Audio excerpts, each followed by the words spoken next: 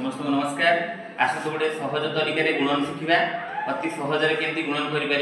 देखु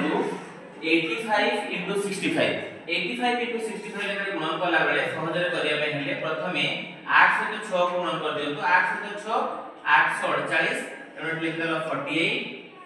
8 सहित 6 को मिसई देबा 8 सहित थरे 6 गुणन थरे मिसिबो 8 6 14 14 रो अधा हला 7 मिसी गले हला 55 एनोटी लिख दियो 55 5 25 25 सिमिलरली 6 सहित 4 को गुणन कर थरे 6 सहित 4 गुणन करले 6 24 तेनो एठी 24 लिखिगिरी एवं 6 4 मिसेले 10 10 रो अधा हला 5 तेनो एठी 5 मिसेले देले हला 29 तेनो 2925 उत्तर आसीगला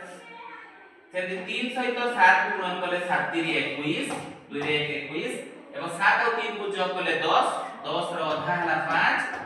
तेबे हेला 26 तेनो हेला 2625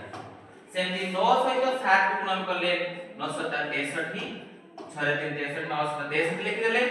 6 आउ 9 को मिसई देले हला 16 16 रो अधा हला 8 एठी 8 कर देले उत्तर आसिला 17 सब उत्तर 7125 सेही अनुसार यार उत्तर करी कमेंट सेक्शन रे लेखंतु किंतु मन रखंतु गुडे एटे स्पेशल कथा अछि जे एकक अंक निश्चित भाव रे 5 होउथिबो